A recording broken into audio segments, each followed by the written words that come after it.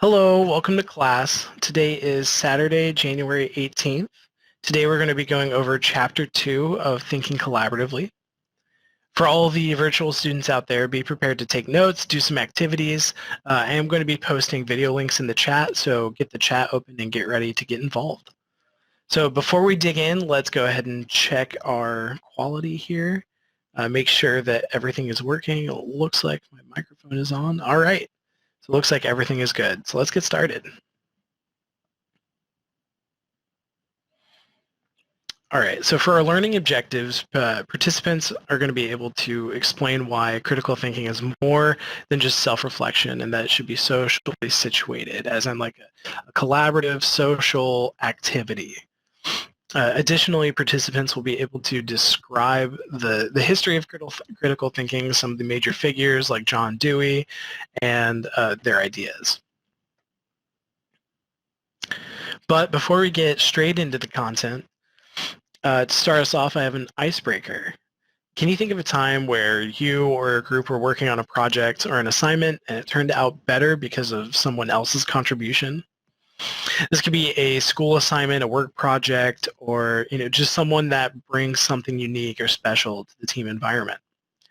Go ahead and log into Pilot, open up the discussion threads, and get ready to post your response under the icebreaker thread. Pause the video now and come back when you're finished. All right, I hope that was some good discussion. But for now, we're going to go get started. So critical thinking is important, especially in knowledge societies like our own. It's important to develop these critical thinking skills in order to help us distill and interpret the vast amounts of information that we're exposed to in our lives. We need these skills to participate in government, determine what's true from untrue information. A lot of times it's just based on making decisions. And many educational institutions claim to help students sharpen these skills, and a lot of employers desire these skills out of their workforce. However, it seems like more often than not, critical thinking is neglected, at least in a lot of classes in higher education. Specifically when classes prioritize covering content and passing information from teacher to student rather than developing these critical thinking skills, these discourse skills. There's little time for free inquiry or collaborative discourse. Ideas aren't really challenged, and many times people end up leaving these classes with their own misunderstandings unchecked and their blind spots neglected. So we're going to do a quick activity here. There's another writing prompt. If you want to go ahead back into the pilot discussions, write about this prompt here. Can you think of a class that you've taken in your lifetime that is more or less just a lecture-based information class, and compare that to another class that may be more of a discussion, kind of collaborative class? And which do you think, looking back, had the best impact? Go ahead and write that up and then pause the video and then come back once you're finished. All right, thank you. So critical thinking should be socially situated.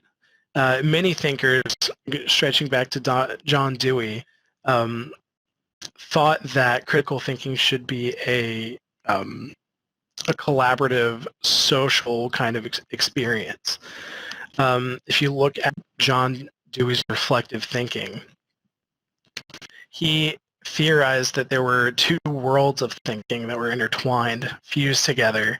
We're looking at the psychological internal world of ideas and the sociological external world of experience.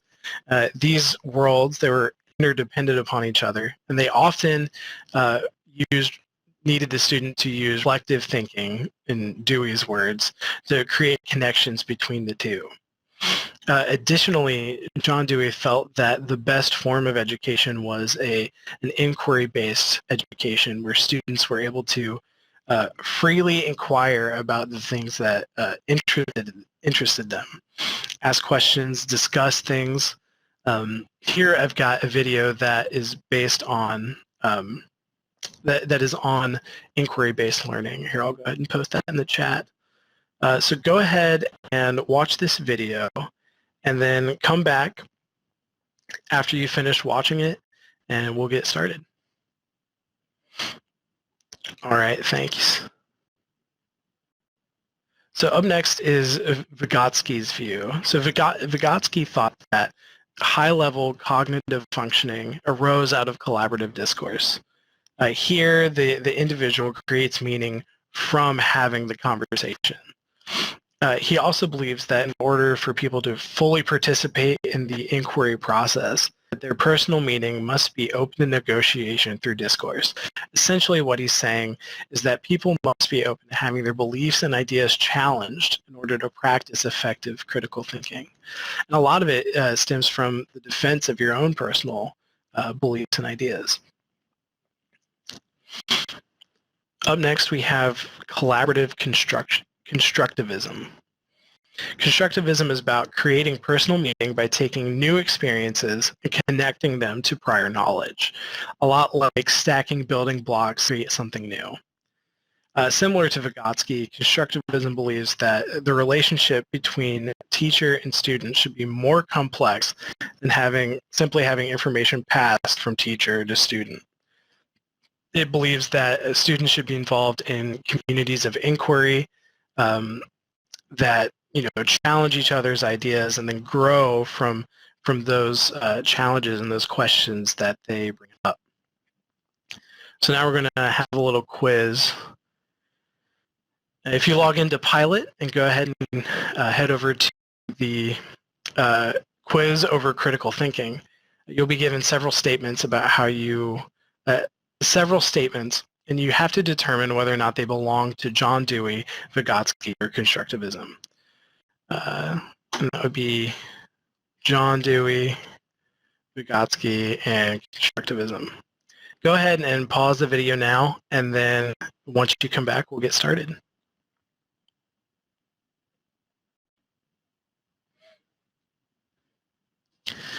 All right. So if there's anything that we should have learned from that look in history is that critical thinking is collaborative. It was born out of the perception that the best learning occurred in environments of free inquiry and discourse. What makes critical thinking so important is the collaborative aspects of it. There are benefits to thinking collaboratively as opposed to just self-reflection. For one, thinking collaboratively promotes objectivity. As much as we would like to believe that it's possible for us to be objective and aware of our own misconceptions or personal beliefs, it's harder for us as humans to be critical of our own thoughts than you would actually think. Thinking collaboratively opens us up to the opportunity for our colleagues to help make us aware of the misconceptions or blind spots that we have in our own thinking. Additionally, it gives us the opportunity to point out their misconceptions and blind spots as well. This allows us to all grow and improve our thinking together as we learn. Additionally, thinking collaboratively promotes creativity. Look back at many of the technological advancements made throughout the years. Many of them were made by groups of people. Like, look at the Wright brothers. They collaborated and they created the airplane. This is because thinking collaboratively enables us to question the ideas that we hold as fact. This brings uncertainty in our thinking and pushes us to search for better answers. And that is where creativity and innovation happen. So here we have another activity scheduled for you. Have you ever had your own misconceptions have you ever had them challenged by a friend or a colleague? Has someone you known ever pointed out one of your blind spots, or have you ever done that to someone else? How has that impacted your thinking? Go ahead and write this up in the Pilot discussion box and then come back. All right, thank you.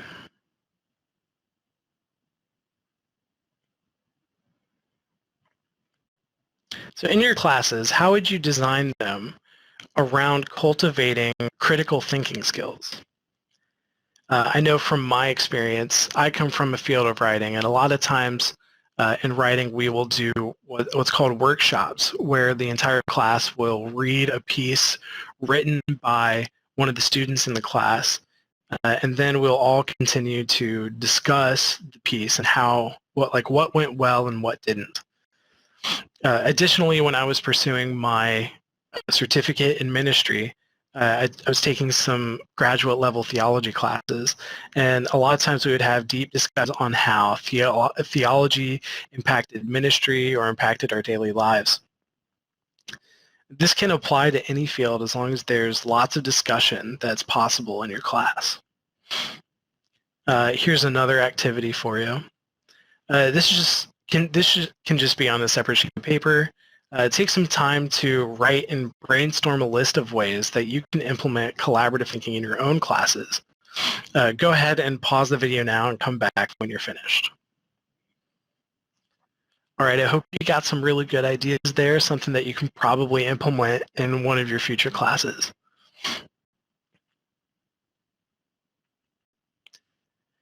In summary, thinking collaboratively promotes creativity and innovation, being the cornerstone of many technological breakthroughs. It also helps to keep our beliefs and misconceptions sharp by providing opportunities to question them, question the ideas that we hold and the ideas that are held by our colleagues. And when that happens, there's opportunity for us to grow together, to pick up new things, to learn new experiences, or see things from different points of view. All right, so that's all. If you have any questions, feel free to email me at ramsey.55@edu.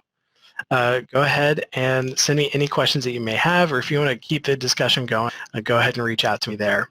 All right, thank you very much. I hope you guys have a good day.